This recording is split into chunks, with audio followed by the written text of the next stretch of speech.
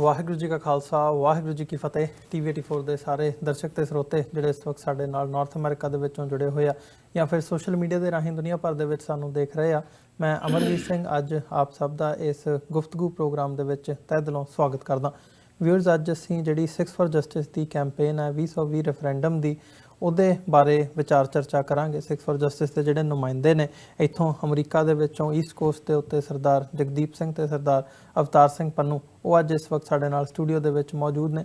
ਜਿਹੜੀਆਂ recent developments ਹੋਈਆਂ ਨੇ ਉਹਦੇ ਵਿੱਚ ਵਿਸ਼ੇਸ਼ ਕਰਕੇ ਨਵੰਬਰ 1 ਤੋਂ ਜਿਹੜੀ ਵੋਟਰ ਰਜਿਸਟ੍ਰੇਸ਼ਨ ਹੈਗੀ ਹੈ 2020 ਰੈਫਰੈਂਡਮ ਦੇ ਲਈ, ਉਹਦੀ ਸ਼ੁਰੂਆਤ ਹੋ ਚੁੱਕੀ ਹੈ। ਅਤੇ ਕੈਪਟਨ ਅਮਰਿੰਦਰ ਸਿੰਘ ਇਸ ਵਕਤ ਜਦੋਂ ਅਸੀਂ ਗੱਲ ਕਰ ਰਹੇ ਹਾਂ, ਉਹ ਜਿਹੜੇ ਯੂਰਪ ਦੇ ਵਿੱਚ ਬਰਮਿੰਗਮ ਦੇ ਵਿੱਚ ਉਹਨਾਂ ਦਾ ਇੱਕ ਸਮਾਗਮ ਸੀ ਜਿੱਥੇ ਉਹ ਪਹੁੰਚੇ ਅਤੇ ਉੱਥੇ 6 ਫॉर ਜਸਟਿਸ ਦੇ ਨੁਮਾਇੰਦਿਆਂ ਵੱਲੋਂ, ਕਾਰਕੁਨਾਂ ਵੱਲੋਂ ਉਹਨਾਂ ਦਾ ਵਿਰੋਧ ਹੋਇਆ। ਸੋ ਜਿਹੜੀ ਇਹ ਆਜ਼ਾਦੀ ਦੀ ਲਹਿਰ ਹੈਗੀ ਹੈ, ਮੁਹਿੰਮ ਹੈ, ਇਹ ਕਿਸ ਮੁਕਾਮ 'ਤੇ ਅੱਜ ਖਲੋਤੀ ਹੈ, ਕਿਸ ਮੁਕਾਮ 'ਤੇ ਪਹੁੰਚੀ ਹੈ, ਅਤੇ ਜਿਹੜੇ ਹੱਥਕੰਡੇ ਭਾਰਤ ਸਰਕਾਰ ਵੱਲੋਂ ਅਪਣਾਏ ਜਾ ਰਹੇ ਆ ਇਹਦਾ ਵਿਰੋਧ ਕਰਨ ਦੇ ਲਈ, ਇਹਨੂੰ ਡੱਕਣ ਦੇ ਲਈ, ਉਹ ਭਾਵੇਂ ਰੀਸੈਂਟਲੀ ਜਦੋਂ ਅਸੀਂ ਦੇਖਦੇ ਹਾਂ 2020 ਰੈਫਰੈਂਡਮ ਦੀ ਜਿਹੜੀ ਐਪ ਹੈ ਉਹਨੂੰ ਪੰਜਾਬ ਦੇ ਵਿੱਚ, ਭਾਰਤ ਦੇ ਵਿੱਚ ਬੈਨ ਕਰਨ ਦੀ ਲਾਈਨ ਹੋਵੇ, ਗੂਗਲ ਜਿਹੜਾ ਪਲੇ ਸਟੋਰ ਹੈ ਉਹਦੇ ਤੋਂ ਲਾਹੁਣ ਦੀ ਲਾਈਨ ਹੋਵੇ, ਇਹ ਇੱਕ ਸੱਜਰੀ ਜਿਹੜੀ ਉਦਾਹਰਣ ਹੈ ਸਾਡੇ ਸਾਹਮਣੇ ਸਾਨੂੰ ਦੇਖਣ ਨੂੰ ਮਿਲ ਰਹੀ ਹੈ। ਸੋ ਇਹ ਸਾਰੀਆਂ ਜਿਹੜੀਆਂ ਘਟਨਾਵਾਂ ਨੇ ਇਹਨਾਂ ਦੇ ਉੱਤੇ ਅੱਜ ਅਸੀਂ ਗੱਲਬਾਤ ਕਰਾਂਗੇ। ਆਓ, ਸਾਡੇ ਨਾਲ ਜਗਦੀਪ ਸਿੰਘ ਤੇ ਅਵਤਾਰ ਸਿੰਘ ਪੰਨੂ ਮੌਜੂਦ ਨੇ। ਸਭ ਵਾਹਿਗੁਰੂ ਜੀ ਕਾ ਖਾਲਸਾ ਵਾਹਿਗੁਰੂ ਜੀ ਕੀ ਫਤਿਹ। ਪੰਨੂ ਸਾਹਿਬ, ਸ਼ੁਰੂਆਤ ਮੈਂ ਤੁਹਾਡੇ ਕੋਲੋਂ ਕਰੂੰਗਾ। ਕਿਵੇਂ ਦਾ ਰਿਸਪੌਂਸ ਕਿਵੇਂ ਦਾ ਮਿਲ ਰਿਹਾ ਜਦੋਂ ਤੋਂ 1 ਨਵੰਬਰ ਤੋਂ ਸ਼ੁਰੂਆਤ ਹੋਈ ਹੈ, ਜਨੇਵਾ ਵੱਡਾ ਇਕੱਠ ਕੀਤਾ ਗਿਆ ਜਿੱਥੇ ਯੂਨਾਈਟਿਡ ਨੇਸ਼ਨਸ ਦੇ ਜਿਹੜੇ ਹੈੱਡਕੁਆਟਰਸ ਨੇ ਉੱਥੇ, ਤੇ ਕੀ ਕਹਿਣਾ ਚਾਹੋਗੇ ਜਿਹੜੀ ਇਹ ਵੋਟਰ ਰਜਿਸਟ੍ਰੇਸ਼ਨ ਦੀ ਸ਼ੁਰੂਆਤ ਹੈ? ਥੋੜ੍ਹੀ ਜਿਹੀ ਜਾਣਕਾਰੀ ਮੈਂ ਚਾਹੂੰਗਾ ਇਸ ਬਾਰੇ। ਸਭ ਤੋਂ ਪਹਿਲਾਂ ਹੱਕ ਸੱਚ ਦੀ ਆਵਾਜ਼ TV84 ਜਿਹੜੀ ਕਿ ਆਵਾਜ਼ ਘਰ ਘਰ ਤੱਕ ਪਹੁੰਚਾ ਰਹੇ ਨੇ, ਮੈਂ ਤੁਹਾਡੇ ਮਾਧਿਅਮ ਰਾਹੀਂ ਸਾਰੀ ਸਿੱਖ ਕੌਮ ਨੂੰ ਜਾਂ ਜਿੱਥੇ ਜਿੱਥੇ ਬਾਕੀ ਕੌਮਾਂ ਵੀ ਇਸ ਪ੍ਰੋਗਰਾਮ ਨੂੰ ਸੁਣਦੇ ਨੇ, ਵਾਹਿਗੁਰੂ ਜੀ ਕਾ ਖਾਲਸਾ ਵਾਹਿਗੁਰੂ ਜੀ ਕੀ ਫਤਿਹ। ਜਿਹੜਾ ਤੁਹਾਡਾ ਕੁਐਸਚਨ ਸੀਗਾ ਵੀ ਜਿਹੜਾ 1 ਨਵੰਬਰ ਨੂੰ ਜਿਹੜੀ ਜਨੇਵਾ ਦੇ ਵਿੱਚ ਅਸੀਂ ਇੱਕ ਮਾਰਚ ਕੀਤੀ ਗਈ ਜੈਨੋਸਾਈਡ ਦੀ, ਅਤੇ ਫਿਰ ਕਨਵੈਨਸ਼ਨ ਜਿਹੜੀ ਆ ਉਹ ਕੀਤੀ ਗਈ ਜਿਹੜੀ ਵੋਟਿੰਗ ਰਜਿਸਟ੍ਰੇਸ਼ਨ ਦੀ ਜਨੇਵਾ ਦੇ ਵਿੱਚ ਜੀ। ਮੈਂ ਸਮਝਦਾ ਹਾਂ 1 ਮਹੀਨੇ ਦੇ ਵਿੱਚ ਅਸੀਂ ਯੂਰਪ ਦੇ ਵਿੱਚ ਜਾ ਕੇ ਹਰ ਗੁਰਦੁਆਰਾ ਸਾਹਿਬ ਦੇ ਵਿੱਚ ਘਰ ਘਰ ਤੱਕ ਜਿਹੜੀ ਆਵਾਜ਼ ਪਹੁੰਚਾਉਣ ਦੇ ਵਿੱਚ ਸਾਨੂੰ ਬਹੁਤ ਜ਼ਿਆਦਾ ਕਾਮਯਾਬੀ ਜਿਹੜੀ ਆ ਉਹ ਮਿਲੀ ਆ। ਕਿਉਂਕਿ ਜਨੇਵਾ ਦੇ ਵਿੱਚ ਜਿੱਥੇ ਕਿ 250 ਆਦਮੀ ਆਪਣੇ ਸਿੱਖ ਕੌਮ ਰਹਿੰਦੀ ਆ, ਉੱਥੇ ਐਡਾ ਵੱਡਾ ਇਕੱਠ ਕਰਨਾ, ਬਾਹਰਲੇ ਕੰਟਰੀਆਂ 'ਚੋਂ ਸਿੱਖ ਕੌਮ ਨੂੰ ਉੱਥੇ ਲੈ ਕੇ ਆਉਣਾ ਜੀ। ਜਿਹੜੇ ਸਿੱਖ ਕੌਮ ਦੇ ਕਾਰਕੁਨ ਨੇ, ਜਿਹੜੇ ਸਿੱਖ ਕੌਮ ਦੇ ਆਜ਼ਾਦੀ ਦੇ ਘੁਲਾਟੀਏ ਨੇ, ਉਹ ਹਰ ਥਾਂ ਬੈਠੇ ਨੇ, ਦੁਨੀਆ ਦੇ ਹਰ ਕੋਨੇ ਜਿੱਥੇ ਜਿੱਥੇ ਵੀ ਜਾਂਦੇ ਆ ਮਿਲਦੇ ਨੇ। ਪਰ ਕਈ ਵਾਰੀ ਕਈਆਂ ਭੈਣ ਭਰਾਵਾਂ ਦੇ ਕੋਲ ਪੇਪਰ ਨਾ ਹੋਣ ਕਾਰਨ ਉਹ ਕਈ ਵਾਰੀ ਦੂਸਰੇ ਕੰਟਰੀਆਂ ਦੇ ਅੰਦਰ ਜਿਹੜੇ ਆ ਉਹ ਜਾ ਵੀ ਨਹੀਂ ਸਕਦੇ। ਪਰ ਫਿਰ ਵੀ ਮੈਂ ਸਮਝਦਾ ਵੀ ਜਿੱਡਾ ਵੱਡਾ ਇਕੱਠ ਸੀਗਾ ਉੱਥੇ, ਜਾਂ ਮੀਂਹ ਪੈਂਦੇ ਦੇ ਵਿੱਚ, ਉਸ ਦਿਨ ਮੀਂਹ ਵੀ ਕਾਫੀ ਸੀਗਾ, ਪਰ ਫਿਰ ਵੀ ਜਿਹੜੀ ਸਿੱਖ ਕੌਮ ਸੀਗੀ ਉਹ ਘਰਾਂ 'ਚੋਂ ਬਾਹਰ ਨਿਕਲ ਕੇ ਬੱਸਾਂ ਦੇ ਰਾਹੀਂ, ਆਪਣੀ ਕਨਵੈਂਸ ਕਾਰਾਂ ਦੇ ਰਾਹੀਂ ਉੱਥੇ ਜਿਹੜੀ ਆ ਹਜ਼ਾਰਾਂ ਦੀ ਤਾਦਾਦ ਦੇ ਵਿੱਚ ਪਹੁੰਚੀ, ਅਤੇ ਉਹ ਬੜਾ ਸਕਸੈਸਫੁਲਤਾ ਦੇ ਨਾਲ ਜਿਹੜਾ ਪ੍ਰੋਗਰਾਮ ਆ ਉਹ ਜਨੇਵਾ ਦੇ ਵਿੱਚ ਹੋਇਆ, ਜਿੱਥੇ ਉੱਦਾਂ ਵੋਟਿੰਗ ਦੀ ਜਿਹੜੀ ਰਜਿਸਟ੍ਰੇਸ਼ਨ ਆ ਉਹ ਵੀ ਉੱਥੇ ਓਪਨ ਕੀਤੀ ਗਈ ਦੁਨੀਆ ਦੇ ਵਿੱਚ, ਕਿ ਜਿਹੜਾ 2020 ਨਵੰਬਰ ਦੇ ਵਿੱਚ ਵੋਟਾਂ ਪੈਣੀਆਂ, ਉਹਦੀ ਜਿਹੜੀ ਸ਼ੁਰੂਆਤ ਆ ਉਹ ਜਿਹੜੀ ਆ ਜਨੇਵਾ ਦੇ ਵਿੱਚ ਯੂਨਾਈਟਿਡ ਨੇਸ਼ਨ ਦੇ ਸਾਹਮਣੇ ਜਿਹੜੀ ਆ ਉਹ ਕੀਤੀ ਗਈ ਸੀ ਜੀ। ਜਗਦੀਪ ਸਿੰਘ ਜੀ, ਕੀ ਕਹਿਣਾ ਚਾਹੋਗੇ ਇਸ ਬਾਰੇ? ਜਦੋਂ ਇਹ ਜਨੇਵਾ ਦਾ ਇਕੱਠ ਹੋਇਆ ਉਹ ਤੋਂ ਬਾਅਦ ਅਸੀਂ ਦੇਖਦੇ ਹਾਂ NIA ਦੀ ਰਿਪੋਰਟ ਵੀ ਆਉਂਦੀ ਹੈ ਇੰਡੀਆ ਦੇ ਵਿੱਚ, ਜਿਹੜੀ ਇੰਟੈਲੀਜੈਂਸ ਹੈਗੀ ਹੈ ਉਹ ਗੱਲ ਵੀ ਕਰਦੀ ਹੈ, ਅਤੇ ਇਹ ਵੀ ਹਵਾਲਾ ਦਿੱਤਾ ਜਾਂਦਾ ਵੀ ਪੰਜਾਬ ਦੇ ਵਿੱਚ 2020 ਰੈਫਰੈਂਡਮ ਨੂੰ ਲੈ ਕੇ ਐਕਟੀਵਿਟੀ ਵੱਧ ਰਹੀ ਹੈ। ਅਤੇ ਨਾਲ ਹੀ ਹੁਣ ਰੀਸੈਂਟਲੀ ਅਸੀਂ ਦੇਖਦੇ ਹਾਂ ਵੀ ਜਿਹੜੀ ਐਪ ਹੈਗੀ ਆ ਇਹਦਾ ਮੁੱਦਾ 2 ਵਾਰੀ ਉੱਠ ਹਟਿਆ, ਐਪ ਬੰਦ ਕਰ ਦਿੱਤੀ ਗਈ ਹੈ। ਕੀ ਕਹਿਣਾ ਚਾਹੋਗੇ? ਅਮਰਵੀਰ ਭਾਜੀ, ਪਹਿਲਾਂ ਤਾਂ ਦੇਖੀਏ ਵੀ ਜੇ ਕਿਸੇ ਮੁਲਕ ਦੀ ਡੈਮੋਕ੍ਰੇਸੀ ਜਾਂ ਉਸ ਮੁਲਕ ਦੀ ਸਟੇਬਿਲਿਟੀ ਇੱਕ ਐਪ ਨਾਲ ਵਿਗੜਦੀ ਆ ਤਾਂ ਉਹ ਦੱਸਦੀ ਆ ਵੀ ਇਹ ਡੈਮੋਕ੍ਰੇਸੀ ਨਹੀਂ ਹੈਗੀ, ਅਤੇ ਮਤਲਬ ਲੋਕ ਇੱਥੇ ਆਜ਼ਾਦੀ ਚਾਹੁੰਦੇ ਆ। ਜੇ ਇੱਕ ਐਪ ਜਿਹੜੀ ਉਹਦਾ ਰੌਲਾ ਪੂਰਾ ਹਿੰਦੁਸਤਾਨ ਦੇ 400 ਚੈਨਲ ਪਾਉਂਦੇ ਨੇ, ਈਵਨ ਕਿ ਸਟੇਟ ਦਾ ਚੀਫ ਮਿਨਿਸਟਰ ਵੀ ਗੂਗਲ ਨੂੰ ਲੈਟਰ ਲਿਖੇ, ਪਲੱਸ ਹੋਰ ਏਜੰਸੀਜ਼ ਨੂੰ ਲੈਟਰ ਲਿਖੇ, ਹੈ ਨਾ, ਵੀ ਇਹਨੂੰ ਬੰਦ ਕਰਾਓ, ਇਹਦਾ ਮਤਲਬ ਹੈ ਕਿਤੇ ਨਾ ਕਿਤੇ ਮੁਹਿੰਮ ਬਹੁਤ ਵੱਡੇ ਪੱਧਰ 'ਤੇ ਘਰ ਘਰ ਪਹੁੰਚ ਚੁੱਕੀ ਆ। ਅਤੇ ਉਹਨੂੰ ਜਿਹੜੀ ਆ ਸਟਾਪ ਕਰਨ ਵਾਸਤੇ ਉਹ ਹਰ ਇੱਕ ਹੱਥ ਕੰਡਾ ਜਿਹੜਾ ਪੋਸੀਬਲ ਆ, ਜੀ ਜਿਹਦੇ ਵਿੱਚ ਹਰ ਇੱਕ ਬੰਦਾ ਕੋਈ ਵੀ ਘਟਨਾ ਪੰਜਾਬ 'ਚ ਹੁੰਦੀ ਆ ਉਹਨੂੰ ਰੈਫਰੈਂਡਮ ਨਾਲ ਜੋੜਨਾ, ਉਹ ਇੱਕ ਹੱਥ ਕੰਡਾ ਆ ਵੀ ਲੋਕਾਂ 'ਚ ਡਰ ਪਾਇਆ ਜਾਵੇ ਇਹਦੇ ਬਾਬਤ, ਹੈ ਨਾ। ਉਹਦੀ ਡੈਮੋਕ੍ਰੈਟਿਕਲੀ ਵੈਬਸਾਈਟ ਹੋਵੇ ਜਾਂ ਡੈਮੋਕ੍ਰੈਟਿਕਲੀ ਇੱਕ ਐਪ ਜਿਹੜੀ ਗੂਗਲ ਵੱਲੋਂ ਅਪਰੂਵ ਹੋਈ ਹੋਵੇ, ਉਹਨੂੰ ਐਡਾ ਕੁ ਵੱਡਾ ਹਊਆ ਬਣਾ ਦੇਣਾ ਵੀ ਐਪ ਨਾ ਹੋ ਗਈ ਜਿਵੇਂ ਰਾਕਟ ਲਾਂਚਰ ਹੋ ਗਿਆ ਕੋਈ, ਹੈ ਨਾ, ਵੀ ਉਹ ਅਵੇਲੇਬਲ ਹੋ ਗਿਆ ਜੀ, ਉਹ ਦਿਖਦਾ ਪਿਆ ਜੀ। ਸੋ ਇਹ ਸਾਰੀਆਂ ਚੀਜ਼ਾਂ ਜਿਹੜੀਆਂ ਨੇ ਇਸ ਗੱਲ ਦੀ ਗਵਾਹੀ ਭਰਦੀਆਂ ਨੇ ਵੀ ਜਿਹੜੀ ਕੰਪੇਨ ਬਹੁਤ ਵੱਡੇ ਪੱਧਰ ਤੇ ਘਰ ਘਰ ਪਹੁੰਚ ਚੁੱਕੀ ਆ। ਤੇ ਜਦੋਂ ਆਮ ਸਿੱਖ ਇਸ ਗੱਲ ਨੂੰ, ਕੰਪੇਨ ਨੂੰ, ਰੈਫਰੈਂਡਮ ਨੂੰ ਦੇਖਦਾ, ਉਹ ਕਹਿੰਦਾ ਜੇ ਵੋਟ ਹੀ ਪਾਣੀ ਆ, ਮੇਰੀ ਵੋਟ ਹੀ ਚਾਹੀਦੀ ਆ। ਆਪਾਂ ਵੀ ਲੋਕਾਂ ਕੋਲੋਂ ਇੱਕ ਵੋਟ ਹੀ ਮੰਗਦੇ ਆ। ਆਪਾਂ ਲੋਕਾਂ ਨੂੰ ਕੋਈ ਲਾਅ ਐਂਡ ਆਰਡਰ ਵਿਗਾੜਨ ਵਾਸਤੇ ਤਾਂ ਕਹਿੰਦੇ ਨਹੀਂ, ਨਾ ਆਪਾਂ ਕੋਈ ਇਦਾਂ ਦੀ ਐਕਟੀਵਿਟੀ ਜਾਂ ਵਾਇਲੈਂਸ ਕਰਨ ਦੀ ਗੱਲ ਕਰਦੇ ਆ, ਆਪਾਂ ਸਿਰਫ ਵੋਟ ਗੱਲ ਕਰਨ ਦੀ ਗੱਲ ਕਰਦੇ ਆ। ਸੋ ਜਦੋਂ ਸਿੱਖ ਇੰਡੀਅਨ ਸਾਈਡ ਜਦੋਂ ਸੁਣਦਾ ਆ ਤੇ ਜਦੋਂ ਸਾਡੇ ਵਾਲਾ ਪੱਖ ਸੁਣਦਾ ਤਾਂ ਉਹਨੂੰ ਸਾਫ਼ ਪਤਾ ਲੱਗਦਾ ਵੀ ਕੰਪੇਨ ਨੂੰ ਸਟਾਪ ਕਰਨ ਲਈ ਹਰ ਹੀਲਾ ਵਰਤਿਆ ਜਾਂਦਾ ਤੇ ਹਰ ਸਿੱਖ ਜਿਹੜਾ ਆ ਉਹ ਵੋਟ ਕਰਨ ਨੂੰ ਤਿਆਰ ਆ ਜੀ। ਪਰ ਇਹਦੇ ਵਿੱਚ ਮੈਂ ਥੋੜਾ ਜਿਹਾ ਹੋਰ ਐਡ ਕਰ ਦਿੰਦਾ ਜੀ। ਵੇਖੋ ਜਦੋਂ 1984 ਜਾਂ 78 ਹੋਇਆ ਸੀਗਾ, ਉਸ ਦੇ ਵਿੱਚ ਉਹਨਾਂ ਕੋਲ ਮੀਡੀਆ ਸੀਗਾ, ਉਹਨਾਂ ਨੇ ਜੋ ਸਾਨੂੰ ਪਰੋਸ ਕੇ ਮੀਡੀਆ ਦੇ ਥਰੂ ਦਿੱਤਾ, ਸਾਡੀ ਕੌਮ ਨੇ ਉਹਨੂੰ ਅਡਾਪਟ ਕਰ ਜਾਂਦੀ ਸੀ। ਪਰ ਅੱਜ ਜਦੋਂ ਦਾ ਸੋਸ਼ਲ ਨੈਟਵਰਕ ਜਿਹੜਾ ਵਾ ਉਹ ਦੁਨੀਆ ਦੇ ਵਿੱਚ ਉੱਭਰ ਕੇ ਸਾਹਮਣੇ ਆਇਆ, ਤੇ ਅਸੀਂ ਸਮਝਦੇ ਹਾਂ ਵੀ ਇਹ ਜਿਹੜੀ ਆਵਾਜ਼ ਆ ਹਰ ਘਰ ਤੱਕ ਪਹੁੰਚ ਰਹੀ ਆ, ਤੇ ਹਰ ਜਿਹੜਾ ਸਿੱਖ ਸਿਆਣਾ ਪੜ੍ਹਿਆ ਲਿਖਿਆ ਸੂਝਵਾਨ ਆ, ਜਿਨ੍ਹਾਂ ਨੂੰ ਇਹ ਕਹਿੰਦੇ ਵੀ ਇਹ ਬੜੇ ਘੱਟ ਪੜ੍ਹੇ ਲਿਖੇ ਨੇ, ਮੈਂ ਸਮਝਦਾ ਜਿੰਨੇ ਸਿੱਖ ਪੜ੍ਹੇ ਲਿਖੇ ਨੇ, ਇੰਟੈਲੀਜੈਂਟ ਨੇ, ਦੁਨੀਆ ਦੇ ਹਰ ਕੋਨੇ ਦੇ ਵਿੱਚ ਉਹਨਾਂ ਦਾ ਪਤਾ ਲੱਗ ਰਿਹਾ, ਉਹ ਅੱਜ ਸੋਸ਼ਲ ਨੈਟਵਰਕ ਦੇ ਰਾਹੀਂ ਆਪਣੀ ਕੰਪੇਨ ਕਰਕੇ ਅੱਜ ਦੁਨੀਆ ਦੇ ਹਰ ਕੋਨੇ ਦੇ ਵਿੱਚ ਆਪਣੀ ਜਿਹੜੀ ਆਵਾਜ਼ ਆ ਉਹ ਬੜੀ ਦ੍ਰਿੜਤਾ ਦੇ ਨਾਲ ਜਿਹੜੇ ਆ ਉਹ ਪਹੁੰਚਾ ਰਹੇ ਨੇ ਜੀ। ਇਹਦੇ ਵਿੱਚ ਜਿਹੜੀ ਇਹ ਕੈਂਪੇਨ ਇਸ ਵਕਤ ਲੀਡ ਕੀਤੀ ਜਾ ਰਹੀ ਹੈ, ਜਿਵੇਂ ਇੰਡੀਆ ਇਹਨੂੰ ਰਿਸਪੌਂਡ ਕਰ ਰਿਹਾ, ਮਤਲਬ ਜਦੋਂ ਅਸੀਂ ਸਿੱਖਾਂ ਦੇ ਨਜ਼ਰੀਏ ਤੋਂ ਦੇਖੀਏ ਤਾਂ ਇੱਕ ਤਾਂ ਤਬਕਾ ਹੈ ਜਿਹੜਾ ਬਾਹਰ ਵਸਦਾ ਆ, ਜਿਨ੍ਹਾਂ ਨੂੰ ਬੋਲਣ ਤੇ ਪਾਬੰਦੀ ਨਹੀਂ ਹੈਗੀ, ਜਿਨ੍ਹਾਂ ਤੇ ਕਿਸੇ ਤਰ੍ਹਾਂ ਦੀ ਕੋਈ ਪਾਬੰਦੀ ਨਹੀਂ ਹੈਗੀ, ਉਹ ਆਪਣੀ ਗੱਲ ਕਹਿ ਵੀ ਸਕਦੇ ਆ, ਪ੍ਰੋਟੈਸਟ ਵੀ ਕਰ ਸਕਦੇ ਆ, ਜਿਹੜੇ ਆਪਣੇ ਵਿਚਾਰ ਨੇ ਉਹ ਪ੍ਰਗਟ ਕਰ ਸਕਦੇ ਆ। ਜਿਹੜੇ ਭਾਰਤ ਦੇ ਵਿੱਚ ਸਿੱਖ ਵਸਦੇ ਆ, ਉਹ ਪੰਜਾਬ ਦੇ ਵਿੱਚ ਹੋਣ ਜਾਂ ਅਦਰਵਾਈਜ਼ ਹੋਣ, ਕਿਤੇ ਨਾ ਕਿਤੇ ਉਹਨਾਂ ਦੀ ਰਿਜ਼ਰਵੇਸ਼ਨ ਵੀ ਹੁੰਦੀ ਹੈ ਜਿਹੜੀ ਕਿ ਦੇਖਣ ਨੂੰ ਮਿਲਦੀ ਹੈ, ਜਿਹਦੇ ਤੋਂ ਉਹ ਭੱਜਦੇ ਵੀ ਨੇ, ਜਾਂ ਇਹ ਹੁੰਦਾ ਵੀ ਜੀ ਜੇ ਗੱਲ ਕਰਾਂਗੇ ਤਾਂ ਸਰਕਾਰ ਰੋਕੂਗੀ, ਟੋਕੂਗੀ, ਕੇਸ ਪਾਊਗੀ, ਇੱਦਾਂ ਹੋਊਗਾ, ਉੱਦਾਂ ਹੋਊਗਾ। ਕਿਤੇ ਨਾ ਕਿਤੇ ਉਹਨਾਂ ਦੇ ਲਈ ਇੱਕ ਪ੍ਰੋਬਲਮ ਖੜੀ ਵੀ ਹੁੰਦੀ ਵੀ ਨਜ਼ਰ ਆਉਂਦੀ ਹੈ ਇਹਦੇ ਚੋਂ। ਦੇਖੋ ਜਿਹੜੀ ਕੌਮ ਨੇ ਪੰਜਾਬ ਦੀ ਆਜ਼ਾਦੀ ਲਈ 1.5 ਲੱਖ ਬੰਦਾ ਸ਼ਹੀਦ ਹੋਇਆ ਹੋਵੇ, ਜਿਸ ਕੌਮ ਨੇ ਸ਼ਹੀਦੀਆਂ ਦਿੱਤੀਆਂ ਹੋਣ ਆਜ਼ਾਦੀ ਲਈ, ਉਹਦੇ ਵਾਸਤੇ ਵੋਟ ਪਾਉਣਾ ਕੋਈ ਮਾਇਨਾ ਨਹੀਂ ਦਿਖਾਉਂਦਾ। ਮਤਲਬ it's not a hard task to do ਵੀ ਜੇ ਵੋਟ ਹੀ ਪਾਣੀ ਹੈ ਨਾ ਜੀ। ਬਾਕੀ ਤੁਹਾਡੀ ਗੱਲ ਬਿਲਕੁਲ ਸਹੀ ਆ, ਜੋ ਹਰ ਇੱਕ ਬੰਦਾ ਖੁੱਲ੍ਹ ਕੇ ਮੁਰੇ ਨਹੀਂ ਆ ਸਕਦਾ, ਪਰ ਹਰ ਇੱਕ ਬੰਦਾ ਵੋਟ ਪਾ ਸਕਦਾ ਨਾ।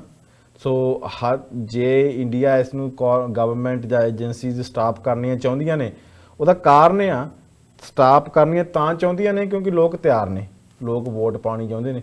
ਜੇ ਇਹ ਕੰਪੇਨ ਨਾ ਹੋਵੇ, ਜੇ ਲੋਕਾਂ ਦੇ ਮਨ 'ਚ ਇਹ ਗੱਲੇ ਨਾ ਹੋਵੇ ਜੀ ਮੈਂ ਵੋਟ ਪਾਣੀ ਹੋ ਨਹੀਂ, ਤਾਂ ਉਹਨਾਂ ਨੂੰ ਸਟਾਪ ਕਰਨ ਦੀ ਲੋੜ ਨਹੀਂ ਨਾ ਹੈਗੀ।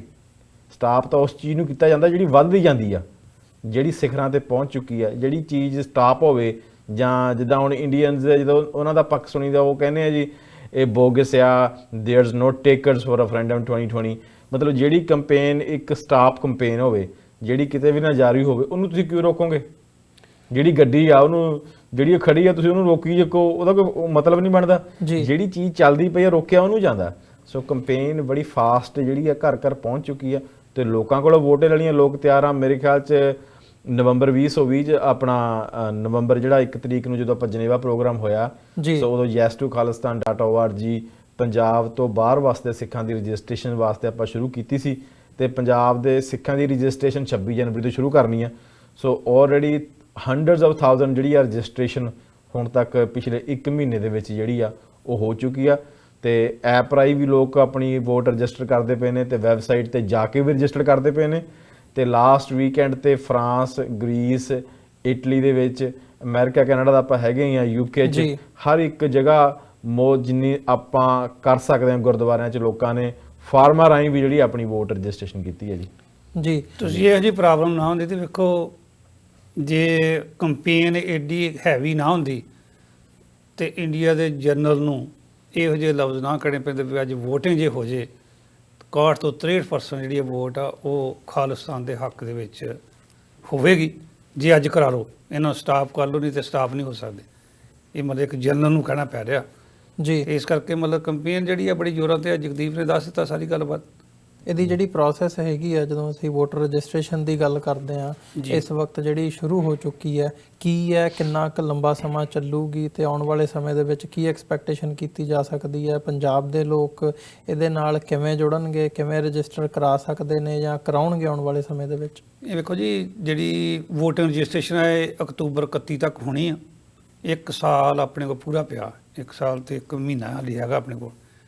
ਇਹਦੇ ਵਿੱਚ ਪੰਜਾਬ ਦੇ ਵਿੱਚ ਉਹਨਾਂ ਵੇਖੋ ਹਰ ਹੀਲਾ ਵਸੀਲਾ ਤੇ ਉਹਨਾਂ ਵਰਤਣਾ ਵਾ, ਪਰ ਸਿੱਖ ਕੌਮ ਦੇ ਕੋਲ, ਸਾਡੇ ਕੋਲ ਬੜੇ ਜਰੀਏ ਨੇ। ਯੂਨਾਈਟਿਡ ਨੇਸ਼ਨ ਦੱਸਦੀ ਵੀ ਆ, ਉਹਨਾਂ ਜਰੀਆਂ ਦੇ ਨਾਲ ਵੋਟਾਂ ਜਿਹੜੀਆਂ ਰਜਿਸਟ੍ਰੇਸ਼ਨ ਤੇ ਹੋ ਜਾਣੀਆਂ।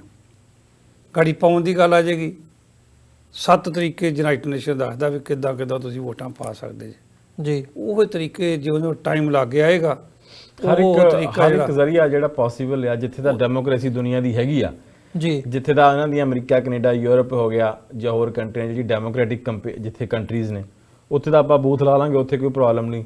ਜਿੱਥੇ ਜਿਨ੍ਹਾਂ ਮੁਲਕਾਂ 'ਚ ਡੈਮੋਕ੍ਰੇਸੀ ਹੈ ਨਹੀਂ, ਜਿੱਥੇ ਕੋਈ ਉਹਨਾਂ ਦੇ ਮੁਲਕਾਂ ਦੀ ਆਪਣੀ ਵੋਟ ਨਹੀਂ ਪੈਂਦੀ, ਉੱਥੇ ਤੁਸੀਂ ਵੋਟ ਨਹੀਂ ਨਾ ਪਵਾ ਸਕਦੇ। ਉੱਥੇ ਉਹ 'ਚ ਇੰਡੀਆ ਵੀ ਸ਼ਾਮਲ ਆ, ਤੇ ਉੱਥੇ ਆਪਾਂ ਆਨਲਾਈਨ VOTING ਕਰਾਉਣ ਦੀ ਕੋਸ਼ਿਸ਼ ਕਰਾਂਗੇ। ਤੇ ਆਨਲਾਈਨ ਐਪ ਜ਼ਰੀਏ ਜਾਂ ਹੋਰ ਵੀ ਤਰੀਕੇ ਹੈਗੇ ਨੇ ਜਿਹੜੇ ਆਪਾਂ ਹੁਣ ਜਦੋਂ ਨਵੰਬਰ 2020 ਚ ਆਊਗਾ ਉਦੋਂ ਆਪਾਂ ਸੰਗਤਾਂ ਨੂੰ ਦੱਸਾਂਗੇ ਵੀ ਕਿਹੜੇ ਜ਼ਰੀਏ ਤੁਸੀਂ ਆਪਣੀ VOTING ਕਰ ਸਕਦੇ ਹੋ। ਸੋ ਹੁਣ ਤਾਂ ਜਿਹੜਾ ਪੀਰੀਅਡ ਹੈ ਇਹ VOTING ਰਜਿਸਟ੍ਰੇਸ਼ਨ ਦਾ ਹੀ ਆ, ਵੀ ਤੁਸੀਂ ਆਨਲਾਈਨ ਜਾ ਕੇ ਆਪਣੀ ਰਜਿਸਟ੍ਰੇਸ਼ਨ ਕਰੋ, ਤੇ ਸੰਗਤ ਜਿਹੜੀ ਆ ਵੱਡੇ ਪੱਧਰ ਤੇ ਉੱਤੇ ਕਰ ਵੀ ਰਹੀ ਆ। ਜੀ ਪੰਨੂ ਸਾਹਿਬ, ਜਿਹੜੀ ਰਿਸਪੌਂਸ ਜਦੋਂ ਇਸ ਸਾਰੀ ਕੈਂਪੇਨ ਦਾ ਅਸੀਂ ਦੇਖਦੇ ਹਾਂ ਜਾਂ ਜਿਹੜਾ ਪ੍ਰਤੀਕਰਮ ਹੁੰਦਾ ਖਾਸ ਤੌਰ ਤੇ ਭਾਰਤ ਦੇ ਖੇਮੇ ਦੇ ਵਿੱਚੋਂ, ਉਹਦੇ ਵਿੱਚ ਪੰਜਾਬ ਦੇ ਵਿੱਚੋਂ ਕੈਪਟਨ ਅਮਰਿੰਦਰ ਸਿੰਘ ਦਾ ਜਿਹੜਾ ਰਿਸਪੌਂਸ ਹੁੰਦਾ ਉਹ ਜ਼ਿਆਦਾ ਖਤਰਨਾਕ ਲੱਗਦਾ ਹੁੰਦਾ ਹੈ, ਜਾਂ ਇਹ ਕਹਿ ਲਓ ਵੀ ਉਹ ਐਂ ਲੱਗਦਾ ਹੁੰਦਾ ਵੀ ਇਹ ਕਿਸ ਐਂਗਲ ਤੋਂ ਬੋਲ ਰਹੇ ਆ, ਜਾਂ ਜਿਹੜੀਆਂ ਕੇਂਦਰ ਦੀਆਂ ਏਜੰਸੀਆਂ ਹੁੰਦੀਆਂ ਨੇ ਉਹਨਾਂ ਦੇ ਰਿਸਪੌਂਸ ਨੂੰ ਤੁਸੀਂ ਵਾਚ ਕਰਦੇ ਹੋ ਜਾਂ ਉਹਨੂੰ ਟੈਕਲ ਕਰਨ ਦੀ ਕੋਸ਼ਿਸ਼ ਕਰਦੇ ਹੋ? ਕੈਪਟਨ ਅਮਰਿੰਦਰ ਸਿੰਘ ਦਾ ਤੇ ਆਪਾਂ ਸਾਰਿਆਂ ਨੂੰ ਪਤਾ ਵੀ ਇੱਕ ਦਿਨ ਬਿਆਨ ਹੋਰ ਦੇ ਦਿੰਦਾ ਤੇ ਦੂਜੇ ਦਿਨ ਝੱਟ ਯੂ ਟਰਨ ਮਾਰ ਜਾਂਦਾ। ਇਹਦੇ ਅਸੀਂ ਕੇਅਰ ਹੀ ਨਹੀਂ ਕਰੀਦੀ। ਜੇ ਇਹ ਬਰਖਲਾਫ ਬੋਲਦਾ ਤੇ ਆਪਾਂ ਉਹਦਾ ਜਵਾਬ ਜ਼ਰੂਰ ਦਿੰਦੇ ਹਾਂ। ਸਾਨੂੰ ISI ਨਾਲ ਜੋੜਨ ਦੀ ਕੋਸ਼ਿਸ਼ ਕਰਦਾ, ਕਦੀ ਕਿਸੇ ਪਾਸੇ ਕਰਦਾ ਜੀ ਇਹ ਟੈਰਰਿਸਟ ਨੇ, ਉਹ ਅਜੇ ਆ, ਅਸੀਂ ਉਹਦਾ ਜਵਾਬ ਨਾਲ ਉਹਨਾਂ ਠੋਕ ਦੇਈ ਜਾਂਦੇ ਹਾਂ।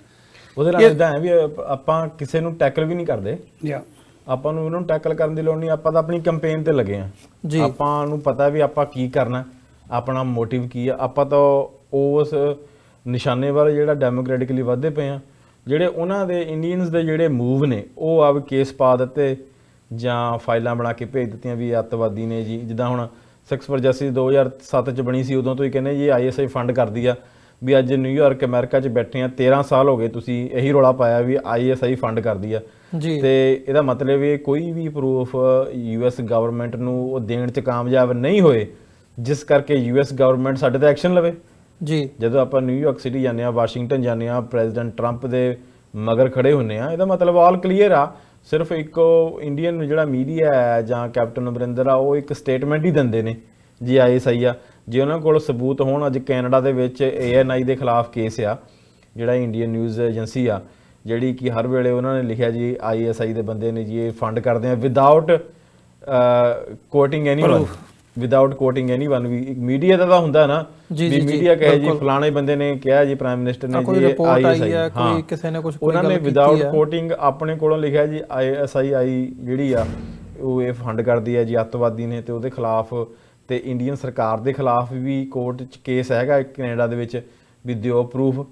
ਸੋ ਉਹ ਮਤਲਬ ਜੇ ਉਹਨਾਂ ਕੋਲ ਪ੍ਰੂਫ ਹੋਣ, ਇੰਸਟੈਡ ਆਫ ਤੁਸੀਂ ਕਿਸੇ ਹੋਰ ਮੁਲਕ ਕੋਲ ਜਾਈ ਜਾਓ ਜਿੱਥੇ ਕੇਸ ਚੱਲਦਾ, ਅਸੀਂ ਪਾ ਦਿੱਤਾ ਆ, ਤੁਸੀਂ ਉੱਥੇ ਆ ਕੇ ਲੜੋ, ਉਹਨਾਂ ਨੂੰ ਪ੍ਰੂਫ ਦਿਓ ਤਾਂ ਕਿ ਦੁਨੀਆ ਨੂੰ ਪਤਾ ਲੱਗੇ। ਮਤਲਬ ਟੋਟਲੀ ਉਹ ਉਹਨਾਂ ਦੀਆਂ ਬੋਗਸ ਰਿਪੋਰਟਾਂ ਨੇ, they don't have anything and we don't do anything wrong. ਆਪਾਂ ਕਾਨੂੰਨ ਦੇ ਦਾਇਰੇ 'ਚ ਹਰ ਇੱਕ ਕੰਮ ਕਰੀਦਾ ਆ ਤੇ ਦੱਸ ਕੇ ਕਰੀਦਾ। ਇਹ ਨਹੀਂ ਹੈਗਾ ਵੀ ਕੰਮ ਕੋਈ ਕਰਦੇ ਹੋਰਾਂ, ਝੋਲੇ 'ਚ ਸਮਾਨ ਕੋਈ ਹੋਰ ਰੱਖੀ ਫਿਰਦੇ ਆ। ਝੋਲੇ 'ਚ ਵੀ ਵੋਟਾਂ ਨੇ ਤੇ ਮੰਗ ਵੀ ਲੋਕਾਂ ਕੋਲ ਵੋਟਾਂ ਹੀ ਰਹੇ ਆ, ਤੇ ਨਵੰਬਰ 2020 ਚ ਕਰਾਣੀਆਂ ਵੀ ਵੋਟਾਂ ਹੀ ਨੇ। ਮਤਲਬ ਪਰ ਜਿਹੜਾ ਉਹਨਾਂ ਦਾ ਆ ਉਹ ਕਦੇ ਕਹਿੰਦੇ ਜੀ ਇਹ ISI ਆ ਜੀ ਅੱਤਵਾਦੀ ਨੇ ਜੀ, ਇੱਥੇ ਇਹਨਾਂ ਨੇ ਆਹ ਕਰ ਦੇਣਾ, ਉੱਥੇ ਉਹ ਕਰ ਦੇਣਾ। ਮੇਰੇ ਖਿਆਲ 'ਚ ਉਹਨਾਂ ਨੇ ਆਪਣੀ ਹੀ ਰੈਪੂਟੇਸ਼ਨ ਇੰਡੀਆ ਨੇ ਪਿਛਲੇ ਇੱਕ ਦਹਾਕੇ ਦੇ ਵਿੱਚ ਇੰਨੀ ਕੁ ਬਣਾ ਦਿੱਤੀ ਆ ਵੀ ਜੇ ਉਹ ਕੋਈ ਵੀ ਰਿਪੋਰਟ ਕਿਸੇ ਵੀ ਗਵਰਨਮੈਂਟ ਨੂੰ ਸਿੱਖਾਂ ਦੇ ਖਿਲਾਫ ਦਿੰਦੀ ਆ ਤਾਂ ਗਵਰਨਮੈਂਟ ਉਹ 'ਤੇ ਯਕੀਨ ਨਹੀਂ ਕਰਦੀ, ਵੀ ਇਹ ਝੂਠੀਆਂ ਬਣਾ ਕੇ ਭੇਜਦੇ ਨੇ। ਪਰ ਉਹਨਾਂ ਨੂੰ ਬੜਾ ਈਜ਼ੀ ਲੱਗਦਾ ਨਾ, ਜੇ ISI ਦਾ ਨਾਂ ਲੈਂਦੇ ਨੇ, ਭਾਵੇਂ ਸੈਂਟਰ ਲਾ ਲਓ ਤੇ ਭਾਵੇਂ ਪੰਜਾਬ ਗਵਰਨਮੈਂਟ ਲਾ ਲਓ, ਉਹਨਾਂ ਬੜਾ ਈਜੀ ਲੱਗਦਾ ਗੁਆਂਢੀ ਮੁਲਕ ਦੇ ਨਾਲ ਪ੍ਰਾਪੋਗੰਡਾ ਕਰਨ ਵਾਸਤੇ। ਪਰ ਪ੍ਰਾਪੋਗੰਡਾ ਕਰਨ ਵਾਸਤੇ ਉਹਨਾਂ ਕੋਲ ਕੋਈ ਸਬੂਤ ਜ਼ਰੂਰ ਚਾਹੀਦੇ ਨੇ। ਜੇ ਕੋਈ ਸਬੂਤ ਨਹੀਂ ਹੈਗਾ ਤੇ ਫਿਰ ਪ੍ਰਾਪੋਗੰਡਾ ਇੱਕ ਟੀਵੀ ਮਾਧਿਅਮ ਰਾਹੀਂ ਕਿ ਉਹ 450 ਟੀਵੀ ਚੈਨਲ ਜਿਹੜਾ ਉਹਨਾਂ ਦਾ ਅਖਬਾਰਾਂ ਨੇ ਉਹ ਮਿਨਾਵਟੀ ਵਾਲੇ ਦੇ ਬਰਖਲਾਫ ਉਹਨਾਂ ਲਿਖਣਾ ਹੀ ਲਿਖਣਾ, ਕਰਨਾ ਹੀ ਸਿੱਖ ਕਰਨਾ, ਕੌਮ ਦੇ ਖਿਲਾਫ ਲਿਖਦੇ ਤੁਹਾਨੂੰ ਨੇ। ਸਿੱਖ ਕੌਮ ਨੂੰ ਬਦਨਾਮ ਕਰਨਾ ਹੀ ਕਰਨਾ। ਜੀ। ਕਿਉਂਕਿ ਜਿਹੜਾ ਸਿੱਖ ਕੌਮ ਹੈ ਉਹ ਵਰਲਡ ਲੈਵਲ ਦੇ ਉੱਤੇ ਪੂਰੀਆਂ ਬੁਲੰਦੀਆਂ ਦੇ ਵਿੱਚ ਆਪਣਾ ਕੰਮ ਜਿਹੜਾ ਕਾਨੂੰਨ ਦੇ ਦਾਇਰੇ 'ਚ ਰਹਿ ਕੇ ਕਰਦਾ। ਕੈਨੇਡਾ ਦੀ ਗੱਲ ਲਾ ਲਓ, ਦੂਸਰੇ ਕੰਟਰੀਆਂ ਦੀ ਲਾ ਲਓ, ਬੜੇ ਵੱਡੇ ਅਹੁਦੇ ਦੇ ਉੱਤੇ ਜਿਹੜੇ ਸਿੱਖ ਆ ਉਹ ਬੈਠੇ ਨੇ, ਉਹ ਉਹਨਾਂ ਨੂੰ ਚੁੱਭਦੇ ਨੇ। ਇਸ ਕਰਕੇ ਬਾਕੀ ਇਹ ਆ ਵੀ ਜੇ ਜਿੰਨੇ ਵੀ ਸਾਨੂੰ ਵੀਰ ਭਾਈ ਸੁਣਦੇ ਨੇ ਉਹਨਾਂ ਨੂੰ ਵੀ ਬੇਨਤੀ ਹੈ ਵੀ ਤੁਸੀਂ ਆਪਣੀ ਵੋਟ ਆ ਉਹਨੂੰ ਰਜਿਸਟਰਡ ਕਰਾਓ www.yes2khalistan.org ਤੇ ਜਾ ਕੇ, ਜਾਂ ਜਿਹੜੀ ਐਂਡਰੋਇਡ ਦੀ ਐਪ ਆ 2026 ਰੈਫਰੈਂਡਮ ਜੀ। ਐਪ ਨੂੰ ਡਾਊਨਲੋਡ ਕਰੋ, ਆਪਣੀ ਵੋਟ ਰਜਿਸਟਰ ਕਰਾਓ, ਆਪਣੇ ਰਿਸ਼ਤੇਦਾਰਾਂ ਦੀਆਂ ਕਰਾਓ, ਪਲੱਸ ਜਿੱਥੇ ਵੀ ਤੁਸੀਂ ਜਾਂਦੇ ਆ ਆਪਣੇ ਯਾਰ ਦੋਸਤ ਆ ਉਹਨਾਂ ਦੀਆਂ ਵੋਟਾਂ ਰਜਿਸਟਰ ਕਰਾਓ। ਕਿਉਂਕਿ ਇਹ ਹੈਗੀ ਆ ਟਾਈਮ ਬਾਉਂਡ ਕੰਪੇਨ ਆ ਨਾ, ਕੋਈ ਇੱਕ ਕੰਪੇਨ ਜਿਹਦਾ ਖੁੱਲੀ ਕੰਪੇਨ ਨਹੀਂ ਹੈਗੀ ਵੀ ਖਾਲਿਸਤਾਨ ਜਿੰਦਾਬਾਦ ਕਰੀ ਚੱਲੀਏ ਜੀ, ਕਰੀ ਚੱਲੀਏ, ਹੂ ਕੇਅਰਸ ਹੈ ਨਾ। ਮਤਲਬ ਰੈਫਰੈਂਡਮ ਵੀ ਸੋ ਵੀ ਇੱਕ ਟਾਈਮ ਬਾਉਂਡ ਕੰਪੇਨ ਹੈ ਵੀ ਇੰਨੇ ਦੇਰ 'ਚ ਆਪਾਂ ਆਹ ਕੰਮ ਕਰਨਾ। ਸੋ ਉਹ ਟਾਈਮ ਜਿਹੜਾ ਆ ਨੇੜੇ ਆ ਰਿਹਾ। ਸੋ ਤੁਹਾਨੂੰ ਸਾਰਿਆਂ ਨੂੰ ਬੇਨਤੀ ਹੈ ਵੀ ਆਪਣੀਆਂ ਵੋਟਾਂ ਜਿਹੜੀਆਂ ਉਹ ਜ਼ਰੂਰ ਰਜਿਸਟਰ ਕਰਾਈ ਜਾਣ ਸੰਗਤ ਨਾਲ ਦੀ ਨਾਲ। ਜੇ ਕੋਈ ਸਾਡੀ ਮਦਦ ਕਰਨੀ ਚਾਹੁੰਦਾ ਸਿੰਘ, ਉਹ ਸਾਡੇ ਨਾਲ ਕੰਟੈਕਟ ਵੀ ਕਰ ਸਕਦਾ। ਜਿੱਦਾਂ ਕਈ ਜਗ੍ਹਾ ਹੁੰਦੀ ਵੀ ਅਸੀਂ ਨਹੀਂ ਪਹੁੰਚ ਸਕਦੇ, ਤੇ ਬਿਲਕੁਲ ਉੱਥੇ ਤੁਸੀਂ ਆਪ ਆਪਣੇ ਵੱਜੋਂ ਗੁਰਦੁਆਰਾ ਸਾਹਿਬ 'ਚ ਟੇਬਲ ਲਾ ਸਕਦੇ ਹੋ, ਜਿੱਥੇ ਲੋਕਾਂ ਦੇ ਤੁਸੀਂ ਉਹਨਾਂ ਦੇ ਫਾਰਮ ਭਰਾ ਸਕਦੇ ਹੋ ਜਾਂ ਉਹਨਾਂ ਦੀ ਆਨਲਾਈਨ ਜਿਹੜੀ ਰਜਿਸਟ੍ਰੇਸ਼ਨ ਕਰ ਸਕਦੇ ਹੋ। ਜੀ। ਜੇ ਕੁਐਸਚਨ ਹੋਵੇ ਤਾਂ ਉਹ ਪੁੱਛ ਸਕਦੇ ਨੇ ਜੀ, ਜੀ। ਆਪਾਂ ਬਿਲਕੁਲ। ਉਹਨਾਂ ਨੂੰ ਬੈਨਰ ਵੀ ਭੇਜ ਸਕਦੇ ਆ, ਉਹਨਾਂ ਨੂੰ ਜਿਹੜਾ ਫਾਰਮ ਆ ਅਸੀਂ ਪ੍ਰਿੰਟ ਕਰਾਇਆ ਜਿੱਥੇ ਵੋਟ ਰਜਿਸਟਰ ਹੁੰਦੀ ਆ ਉਹ ਵੀ ਆਪਾਂ ਨੂੰ ਭੇਜ ਸਕਦੇ ਆ। ਜੇ ਕਿਸੇ ਨੂੰ ਵੀ ਭੈਣ ਭਰਾ ਨੂੰ ਜਿੱਥੇ ਮਰਜ਼ੀ ਕੰਟਰੀ 'ਚ ਬੈਠਾ ਹੋਵੇ ਉਹ ਆਪ ਕਰਾ ਸਕਦਾ ਵਾ, ਨਹੀਂ ਤੇ ਆਨਲਾਈਨ ਜਾ ਕਰਾ ਸਕਦੇ ਨੇ। ਇਹ ਜੀ, ਬਹੁਤ ਬਿਲਕੁਲ। ਸੌਖਾ ਈਜੀ ਤਰੀਕਾ ਵਾ, ਸਿਰਫ 2 ਮਿੰਟ ਲੱਗਦੇ ਨੇ। ਜੀ। 2 ਮਿੰਟਾਂ 'ਚ ਸਾਰੀ ਵੋਟ ਰਜਿਸਟਰ ਹੋ ਜਾਂਦੀ ਹੈ। ਪੰਨੂ ਸਾਹਿਬ, ਹੁਣ ਕੈਪਟਨ ਅਮਰਿੰਦਰ ਸਿੰਘ ਬਰਮਿੰਘਮ ਉਹਨਾਂ ਨੇ ਇੱਕ ਆਪਣਾ ਫੰਕਸ਼ਨ ਰੱਖਿਆ ਹੋਇਆ ਸੀ ਜਿੱਥੇ ਉਹ ਪਹੁੰਚੇ ਆ ਤੇ ਸਿੱਖ ਫॉर ਜਸਟਿਸ ਦੇ ਕਾਰਕੁਨ ਨੁਮਾਇੰਦਿਆਂ ਵੱਲੋਂ ਉਹਨਾਂ ਦਾ ਵਿਰੋਧ ਕੀਤਾ ਗਿਆ। ਜਿਹੜੇ ਲਾਈਕ ਮਾਈਂਡਡ ਬੰਦੇ ਸੀ ਸਾਰੇ ਉੱਥੇ ਪਹੁੰਚੇ ਆ, ਜਿਹੜੇ ਆਜ਼ਾਦੀ ਪਸੰਦ ਹੈਗੇ ਆ।